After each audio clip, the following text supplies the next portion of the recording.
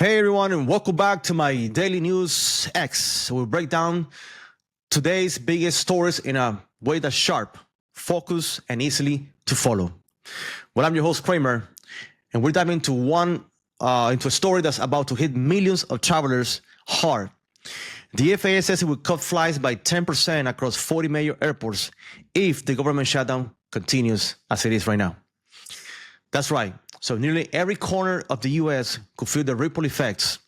And if you got travel plans for the holidays, my friends, well, you want to listen to this very closely, what I'm about to say. Yes. So let's start with the reason why and what's behind all this chaos right now.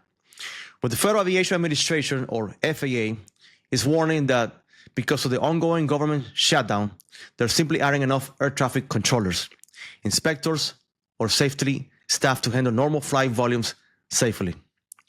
Without enough personnel, flight schedule will have to shrink. That means fewer takeoffs, more delays, and yes, unfortunately, canceled flights. That's what's coming our way. So this marked one of the first times in U.S. history the FAA has openly planned to cut commercial flight operations as a contingency for a political standoff in Washington. So here comes the big question. Who's going to feel it first? Yes.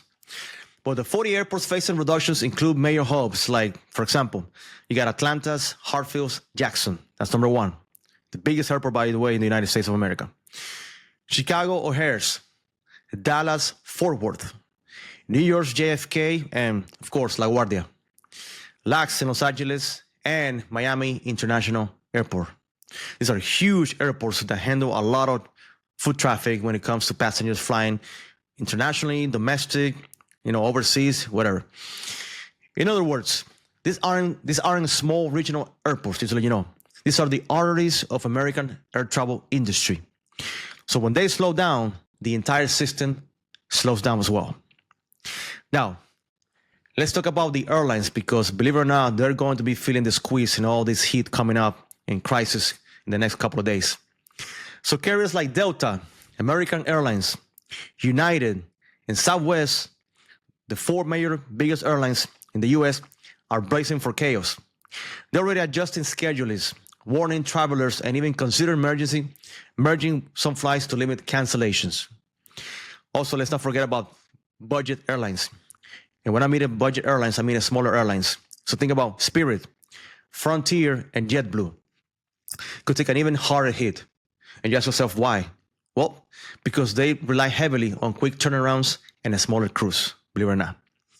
So if delays stack up, those smaller operations feel the pain first before the bigger airlines. Now, airlines cannot override FAA flight caps, unfortunately. So even if your flight isn't full or weather is perfect, you can still see delays just because of reduced airspace capacity. Yes, that's what's happening. So what can you do as a traveler to avoid getting caught in this whole mess, chaos, crisis, whatever you want to call it? I'm going to give you a couple of really nice practical tips on how you can get ahead of your game and get prep and ready for all this in case this is coming your way, is happening to you. Number one, book early morning flights. Those tend to be the least delayed since they're first in line before airspace congestion. That's my first advice. Number two, avoid connections when possible. Do direct flights. A single delay in one city could make you miss your next flight entirely, or maybe the rest of the day. Number three, stay flexible. Use airline apps to rebook flights or get travel credits quickly if the schedule shifts. Many carriers, as you know, now offers same-day change, believe it or not. So all these options are for free. So if you can use them, it's good for you. Number four, travel smart. Consider other alternatives. So yes, if you're traveling within a few hundred miles, look into Amtrak or intercity bus services like Greyhound or Megabus. And I know they're not your best travel type of transportation. They smell bad sometimes. They're not very clean. You're enclosed to a small, very compact space, but sometimes they might not be glamorous, but they're reliable. And right now, reliability is gold in America.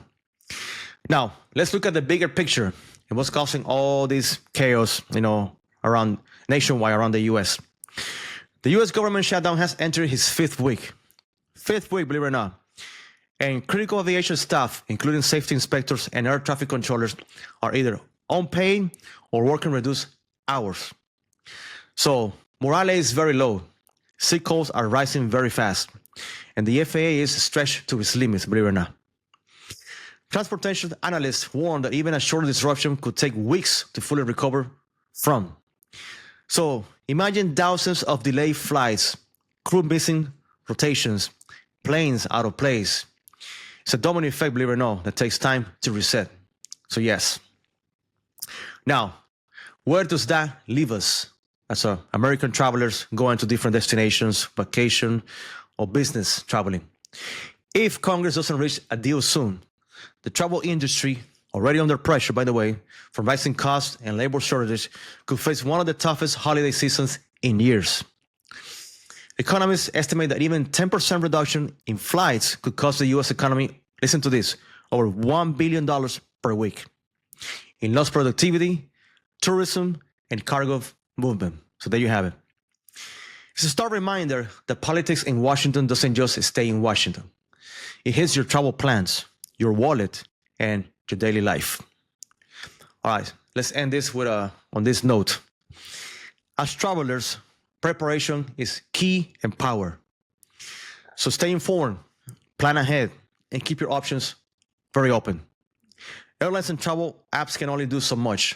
Awareness and flexibility are the best allies right now as we speak. And maybe, just maybe, this travel turbulence will push Washington to find a faster solution before we all start canceling, I have to say it, unfortunately, our Thanksgiving and Christmas plans. Yeah, I know it hurts. All right, guys, so this is it for today's episode of my Daily News X. If you found this helpful, don't forget to follow and share the show, your daily dose of clarity in a world of headlines. Well, I'm your host, Kramer, and I'll be back tomorrow with the latest updates on the shutdown, travel, and what it means for you, the American traveler. Until then, stay calm, please, stay safe, and keep flying smart. Thank you for coming, and have yourself a great day.